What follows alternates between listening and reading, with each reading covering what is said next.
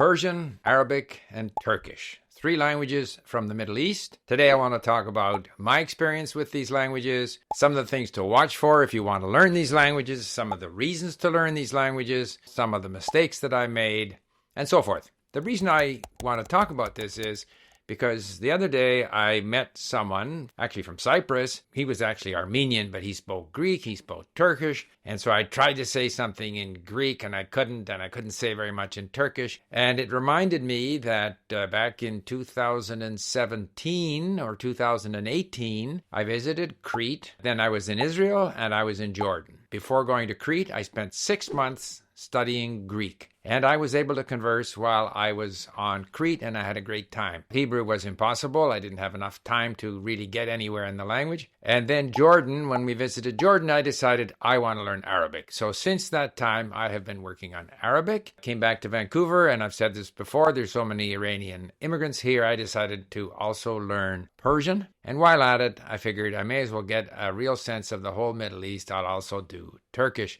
Because if you look at a map of the world, the whole of almost like Central Asia down to, the Arabian Peninsula, going through Iran, that is a large part of the world, historically very important part of the world, very much in the news today. I would like to learn those languages. And then I said to myself, Greek, I've forgotten it all.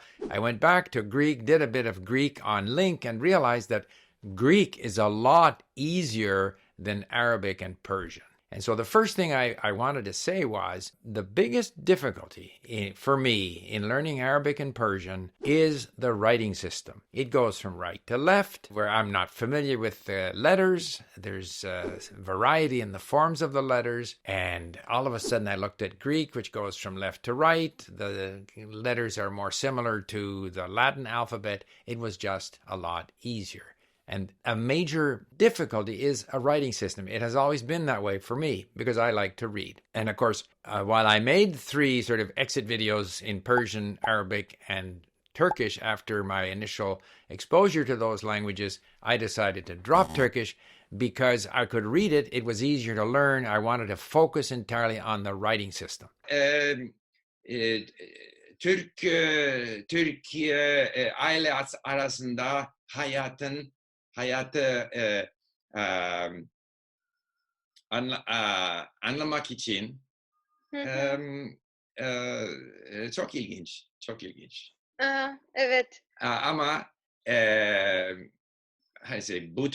bütün izlemek ihtiyacım yok. Hepsini izlemeye ihtiyacım yok. İhtiyacım yok. Evet, Türk dizileri çok uzun.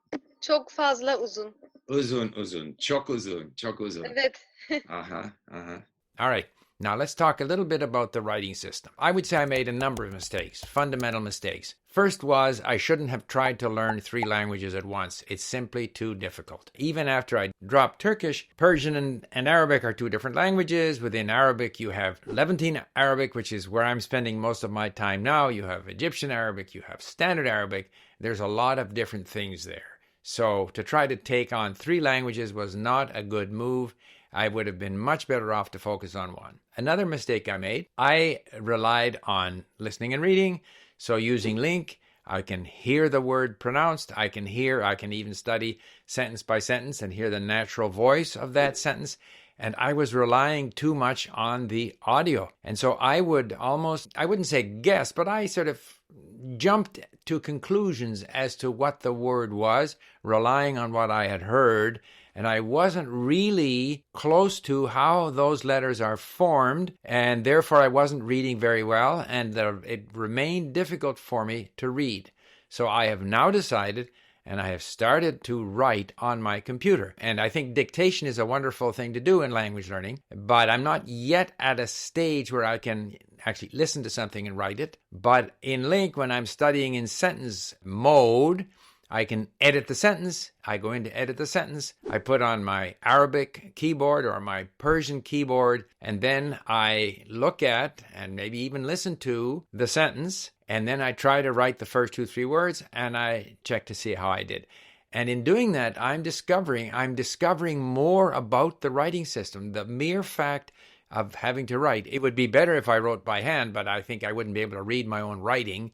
So at least this way, I'm learning to write on the computer. I'm learning how to form certain words, because it's not always obvious, which of those letters on the keyboard is going to come out looking, in what form when you put the word together. So all of these things I'm learning. So I'm doing that, and I think that's going to help me improve in my reading ability, which maybe will make that obstacle of the writing system a lesser problem for me. But I do believe that it was a mistake. If all these years, and we're talking years, that I've been working with Persian and Arabic, if I had put that effort into writing up front, I think I would have been better off. And I say that because I know that when I learned Chinese, we had to write by hand, and I learned Chinese in a year to a very high level of proficiency. I am nowhere near that level of proficiency in my Arabic or Persian. Now, Chinese, I was doing 7-8 hours a day. Here I'm going 1 hour, an hour and a half a day. So it's not comparable. And I had an opportunity to speak to people. I had my teachers that I could speak to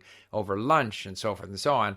And here I have very little opportunity to speak to people unless I set up a conversation with someone online. So mistake number 1, doing 3 languages at the same time. Mistake number 2, not starting to write early. I'm not a fan of speak from day one, but I think I am a fan now of write from day one. So I very much recommend, even if it's a strange writing system, on the computer you have keyboards for all these different writing systems.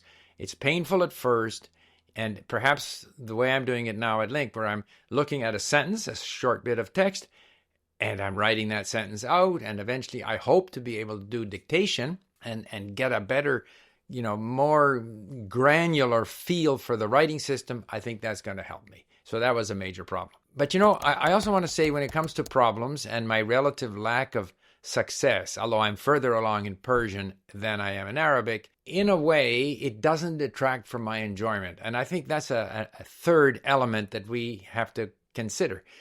فکر کنم برای من هر بار که میدونم و میتونم به یکی از این دو زبان استفاده میکنیم و بکنیم، برای من خیلی خوشحال هستم.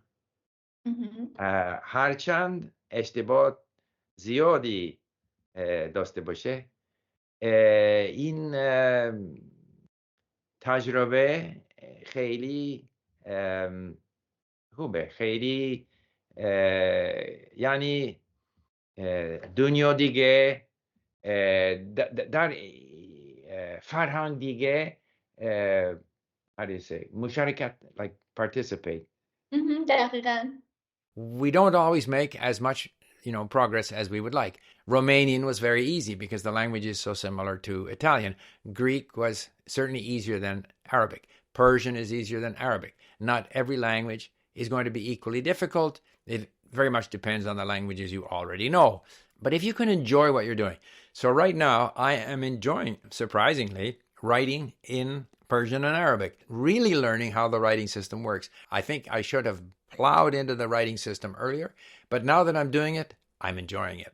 So I do enjoy, what I've learned about those 3 languages, discovered how those languages work. Also, because I was learning those 3 languages partly out of a motivation to learn more about the history of the Middle East, I have done a lot of reading about the history of the Middle East, in English, granted. And so I'm much more familiar with that area. And of course, that makes you more familiar with some of the background to what's happening in that area today.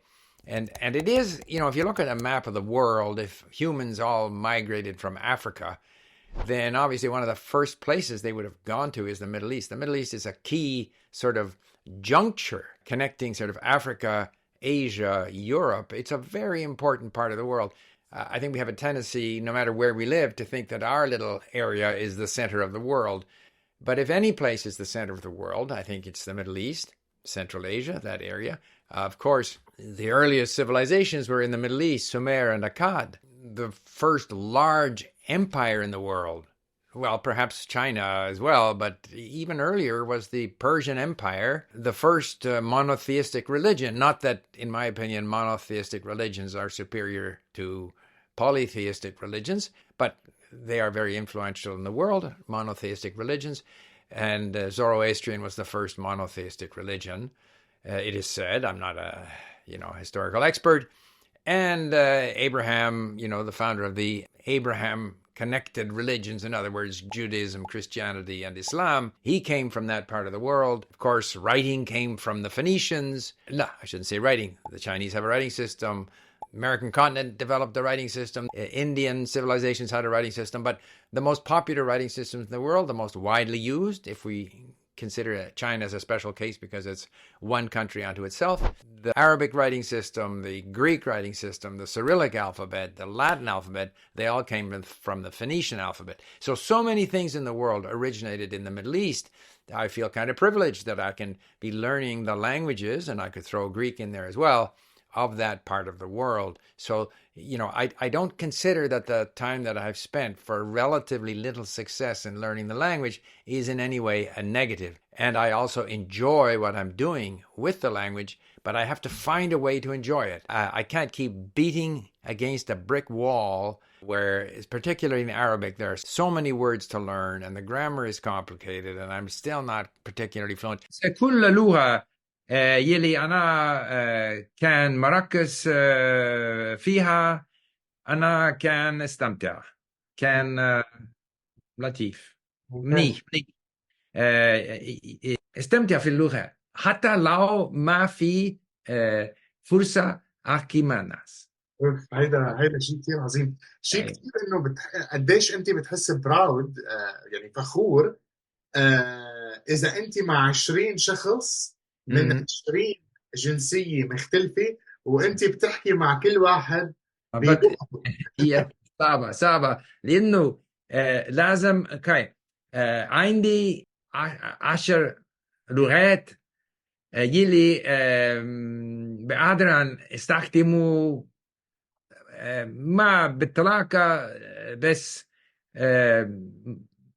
جيد منيح أوكي but في 10 لغات آخر يلي لازم جهود لازم refresh so لا يمكن أحكي مع 20 شخص في 20 لغة مختلفة بدون مشكلة.